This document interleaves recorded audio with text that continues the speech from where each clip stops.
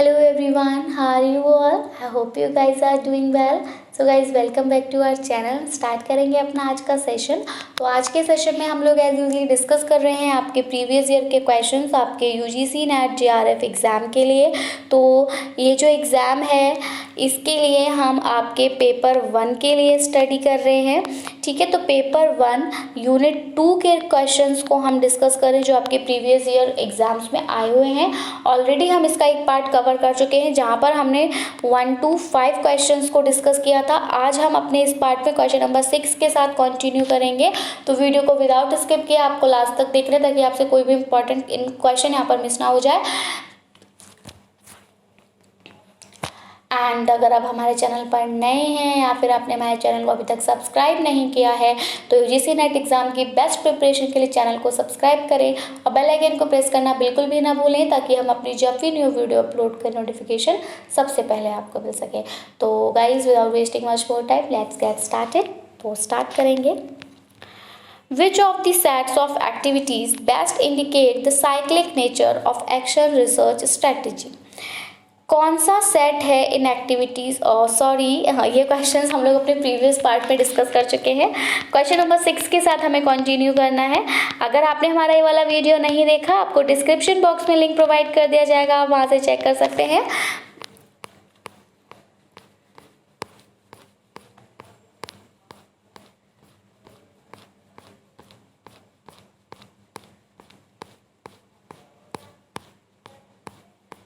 Yes. So let's start. Question number 6 says that a researcher attempts to evaluate the effect of methods of feeding on anxiety proneness of children. Which method of research would be appropriate for this? यहाँ पर आपसे बोला है कि एक researcher है वो evaluate कर रहा है कि जो फीडिंग का इफ़ेक्ट रहता है, मतलब मेथड्स जो होते हैं फीडिंग के उनका जो इफ़ेक्ट रहता है हमारा एंजाइटी पे स्टूडेंट के, जिसके लिए प्रोननेस ऑफ चिल्ड्रन, कौन सा मेथड जो है रिसर्च का यहाँ पर ज़्यादा अप्रोप्रिएट माना जाएगा। केस स्टडी मेथड को आप अप्रोप्रिएट मानेंगे, एक्सपेरिमेंटल, एक्सपोज्ड फैक्टो या फिर सर्वे मेथड। तो देखिए केस स्टडी में आपको बता चुकी हूँ कि किसी भी एक पर्टिकुलर केस पर आप स्टडी करते हो, यहाँ पर कोई केस वेस नहीं दिया गया है इसलिए ये भी नहीं होगा। यहाँ आप कोई एक्सपेरिमेंट नहीं कर रहे हो, यहाँ आपने कोई सर्वे नहीं किया तो बिल्कुल कट जाएगा एज इट इज़। तो जब आप ऑप्शंस को, जब आपको आंसर ना पता हो तो आप उसको ऑप्शंस को एलिमिनेट करिए, खुद ब खुद आंसर चीख कर चिल्लाएगा यस मुझ पर टिक करो मैं हूँ द राइट आंसर, ठीक है। तो यहाँ पर जो एक्सपोज्ड फैक्टो मेथड है ये आपका करेक्ट आंसर हो जाएगा इस क्वेश्चन के लिए, जहाँ पर आप देखेंगे effects of methods of feeding on anxiety. Clear. Next, एक शोधकर्ता बच्चों की चिंता प्रवृत्ति पर भोजन की विधि के प्रभाव का मूल्यांकन करने का प्रयास कर रहा है। तो इसके लिए उसको कौन सी शोध विधि का उपयोग करना चाहिए, कौन सी शोध विधि उसके लिए ज़्यादा अप्रोप्रिएट होगी। तो केस अध्ययन विधि नहीं, प्रायोगिक विधि नहीं, एक्सपेरिमेंट नहीं करना हमको, कार्योत्तर विधि, बिल्कुल कार्योत्तर विधि ही हमें यहाँ पर यूज़ करनी है, सर्वेक्षण की तो कोई बात हो ही नहीं है। Clear. Next, in which of the following arrangements a wider spectrum of ideas and issues may be made possible? यहाँ पर आपको कुछ अरेंजमेंट्स प्रोवाइडेड है और आपसे पूछा है कि जो वाइडर स्पेक्ट्रम रहता है आइडियाज़ का और इशूज़ का वो पॉसिबल होगा किस अरेंजमेंट में।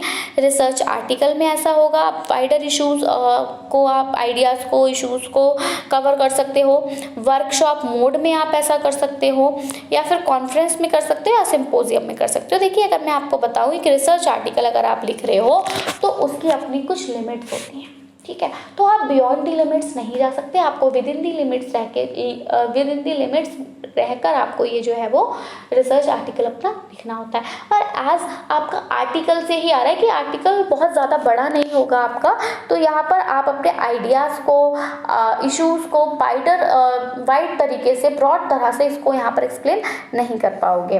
क्लियर। नेक्स्ट आपका कॉन्फ्रेंस आ जाता है। कॉन्फ्रेंस में अगर मैं आपको बताऊँ यहाँ पर भी आपका क्या होता है, टाइम लिमिट होती है ना। आप लोग ऑलरेडी देखते ही होंगे अगर आप किसी भी कॉन्फ्रेंस के लिए जाते हैं वहाँ पर आपको टाइम प्रोवाइडेड होता है कि जो कॉन्फ्रेंस है वो आपकी मॉर्निंग 10 o'clock स्टार्ट हो रही है एंटिल आफ्टरनून 2 o'clock है। तो एक लिमिटेड टाइम है, इस टाइम में बस हम उतना ही जो हमारा प्री प्रिपेयर था उसी को हम बस यहाँ पर एक्सिक्यूट कर पाते हैं, कुछ भी न्यू हम यहाँ पर ऐड नहीं कर पाते, तो कॉन्फ्रेंस भी नहीं होगा एंड सिंपोजियम भी एज इट इज़ है, ये भी नहीं होगा। करेक्ट आंसर हमारा वर्कशॉप मोड के साथ जाएगा। यहाँ पर हम आइडियाज़ का और इशूज़ का वाइड ब्रॉड, हम बहुत ब्रॉड तरीके से इसको एक्सप्लेन कर सकते हैं। क्यों कर सकते हैं? क्योंकि यहाँ पर हमने बताया कि हैंड्स ऑन एक्टिविटी हो रही है, आपका यहाँ पर टाइम लिमिट यहाँ पर भी है, बट यहाँ पर टाइम लिमिट से मतलब ये है कि आप खुद कर रहे हो, तो आप जितनी जल्दी कोई वर्क कर लोगे, मान लीजिए आपने कोई एक्सपेरिमेंट जल्दी निपटा लिया, तो आपके पास यहाँ पर हमें कुछ टाइम मिल रहा है, तो इस टाइम पे आप अपने उन इश्यूज़ को रिजॉल्व कर सकते हो या फिर अपने न्यू आइडियाज़ को यहाँ पर जनरेट कर सकते हो।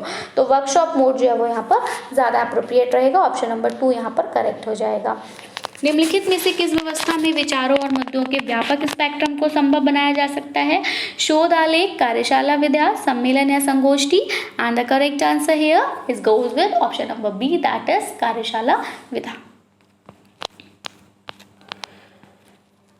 Question number 8 is says that in finalizing a thesis writing format, अगर आप thesis writing format को finalize करते हो तो which of the following would form part of supplementary pages? तो जो supplementary pages होते हैं उनका इनमें से कौन सा part रहता है?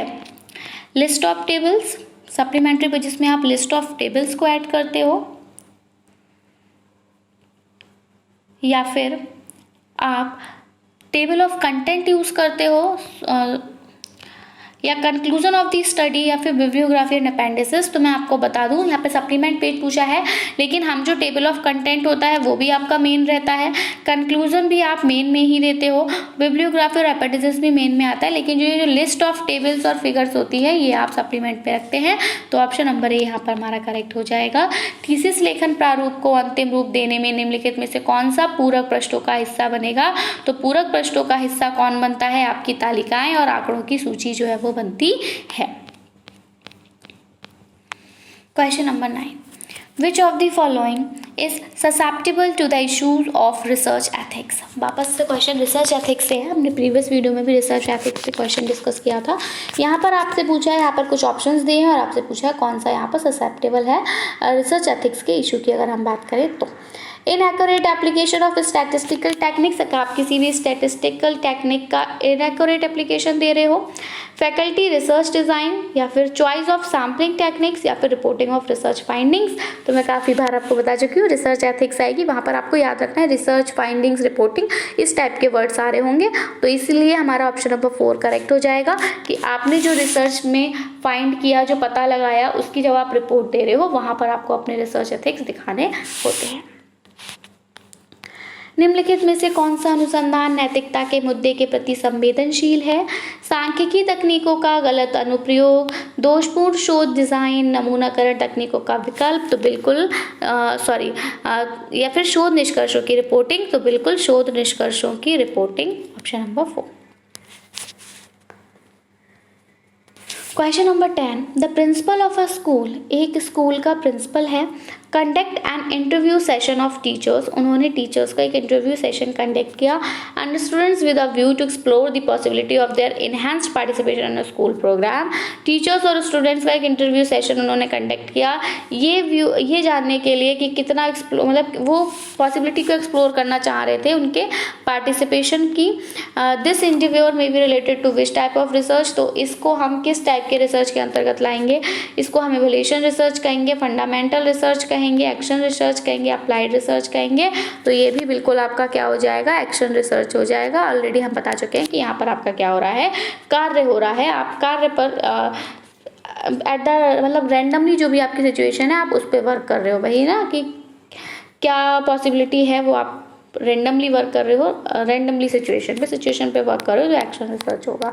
स्कूल के प्रिंसिपल स्कूल कार्यक्रमों में उनकी बढ़ी हुई भागीदारी की संभावना तलाशने के लिए उद्देश्य से शिक्षकों और छात्रों का एक साक्षात्कार सत्र आयोजित कर रहे, तो इंटरव्यू सेशन चल रहा है, वहीं से वो देख रहे हैं। तो ये क्या है? एक्शन रिसर्च है। ये प्रयास किस प्रकार के अनुसंधान से संबंधित हो सकता है? तो ये बिल्कुल आपका क्रियात्मक अनुसंधान से संबंधित है। Next, the issues of research ethics may be considered pertinent at which stage of research? यहाँ पर आपसे पूछा है कि जो रिसर्च एथिक्स है उनके जो इशूज होते हैं उनको हम किस रिसर्च के किस स्टेज पर पर्टिनेंट कंसीडर करेंगे? At the stage of problem formulation and it's definition, जब आप प्रॉब्लम फॉर्मुलेट कर रहे होते हैं या उसकी डेफिनेशन दे रहे होते हैं तब, या फिर at the stage of defining the population of research, या जब आप रिसर्च की पॉपुलेशन को डिफाइन कर रहे होते हैं, या फिर at the stage of data collection and interpretation, जब आप डेटा कलेक्शन और इंटरप्रिटेशन डेटा कलेक्ट कर रहे हो तो उसको इंटरप्रीट कर रहे होते हैं, या फिर आप जब रिपोर्टिंग दी फाइंडिंग्स, जब आप फाइंडिंग्स को रिपोर्ट कर रहे होते हैं। देखिए ये वाली बात तो आप मेरी लिख कर रख लीजिए, एक तरह से इसको एक आप ट्रिक मान लीजिए कि आपको अगर रिसर्च एथिक्स से क्वेश्चन आ रहा है आपके एग्जाम में और रिसर्च एथिक्स के ऑप्शंस में आपको रिपोर्ट दिख रहा है, ठीक है, फाइंडिंग्स दिख रहा है, इंटरप्रिटेशन दिख रहा है, तो आप बिल्कुल आंख बंद करके रिपोर्ट, फाइंडिंग, इंटरप्रिटेशन पे मार दीजिए रिसर्च एथिक्स के साथ। तो ऑप्शन नंबर 4 यहाँ पर हमारा करेक्ट हो जाएगा। तो शोध नैतिकता का मुद्दा शोध के किस चरण में प्रासंगिक माना जा सकता है? समस्या निर्माण और उसकी परिभाषा के चरण में, अनुसंधान की जनसंख्या को परिभाषित करने के चरण में, डेटा संग्रह और व्याख्या के चरण में, या फिर निष्कर्षों की रिपोर्ट करने के चरण में। तो इन qualitative research paradigm which of the following feature may be consider critical, यानी कि कौन सी अगर हम क्वालिटेटिव रिसर्च पैराडिग्म की बात करें तो इनमें से कौन सा फीचर जो है उसको हम क्रिटिकल मानेंगे?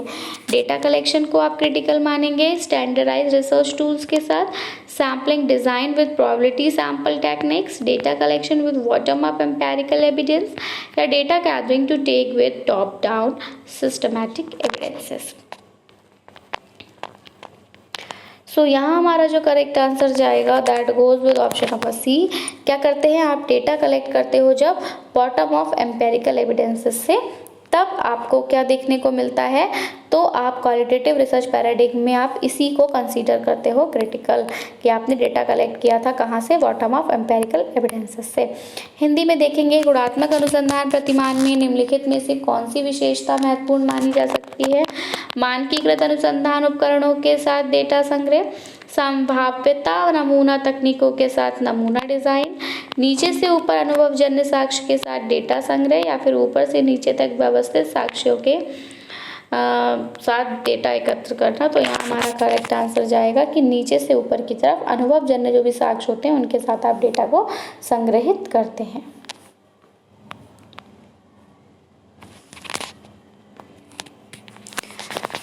Question number 13 says that which of the following statement is not true in the context of participatory research? आपकी जो participatory research होती है, अगर हम इसकी बात करें तो इनमें participatory research के से संबंधित इनमें से कौन सी statement जो है वो relate नहीं कर रही?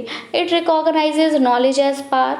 ये जो आपका पार्टिसिपेटरी रिसर्च होती है ये नॉलेज को पार की तरह, मतलब पावर की तरह रिकॉग्नाइज करती है, या फिर ये एम्फेसाइज पीपल्स पर एम्फेसाइज करती है एक्सपर्ट्स की तरह, या फिर एक कलेक्टिव प्रोसेस है इंक्वायरी की, या फिर ये सोल पर्पस है प्रोडक्शन ऑफ नॉलेज का? तो बिल्कुल ये सोल पर्पस है नॉलेज के प्रोडक्शन का।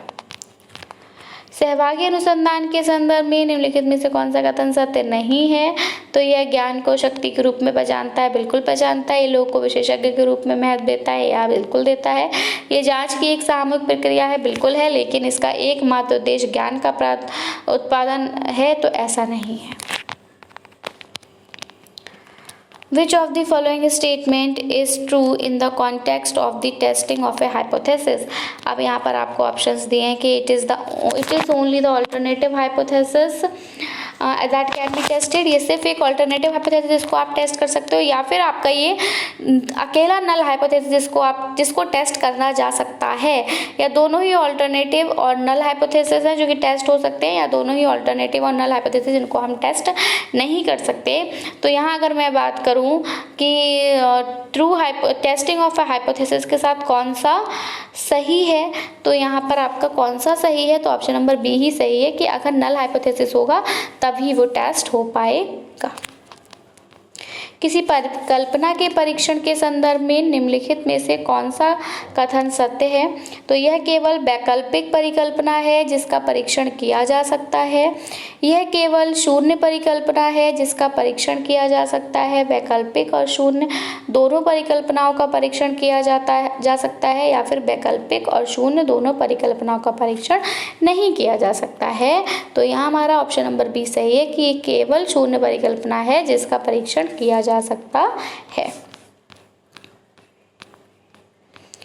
Now the last question for our session is, which of the following are the basic rules of APA style of referencing format? जब आप रेफरेंस दे रहे होते हैं तो उस रेफरेंसिंग फॉर्मेट में आपका एक स्टाइल्स होते हैं अलग अलग, तो एक APA स्टाइल है। तो इसके इनमें से कौन सा बेसिक रूल है? इसमें italicise titles of shorter work such as general articles और एसेस। जनरल आर्टिकल और ऐसे के लिए आप टाइटल को इटैलिक में करते हैं, या फिर आप ऑथर को invert authors names last name first. आप ऑथर के नेम में क्या करते हैं कि उसका लास्ट नेम पहले लिखते हैं, फिर जो उसका फर्स्ट नेम होता है उसको बाद में लिखते हैं। या इटैलिक में आप टाइटल लिखते हैं लॉन्गर वर्क्स का बुक्स और जर्नल्स, या फिर आप अल्फ़ाबेटिकल इंडेक्स रेफरेंस लिस्ट देते हैं। तो क्या क्या आप यहाँ पर कर रहे हो, तो ध्यान से हम देखेंगे। APA स्टाइल में देखिए, हम टाइटल जो होता है आपका शॉर्टर वर्क का, जिस जनरल आर्टिकल्स और ऐसे इसको इटैलिक नहीं करते हैं, ठीक है। हाँ, हम ऑथर के नेम को इन्वर्ट कर देते हैं, बिल्कुल कर देते हैं, लास्ट नेम को हम पहले ले आते हैं। दूसरा, हम लॉन्गर वर्क्स जैसे कि बुक्स और जर्नल्स के लिए टाइटल को इटैलिक में कर देते हैं, और बाकी हम अल्फ़ाबेटिकली इंडेक्स रेफरेंस लिस्ट देते हैं। बिल्कुल जो रेफरेंस लगते हैं आपके वो अल्फ़ाबेटिकली लगते हैं, पहले A वाले आएंगे, फिर B वाले आएंगे और फिर C वाले आएंगे। तो हमारा जो करेक्ट आंसर जाएगा वो ऑप्शन नंबर बी के साथ जाएगा, that is B, C and D statements बिल्कुल सही हैं।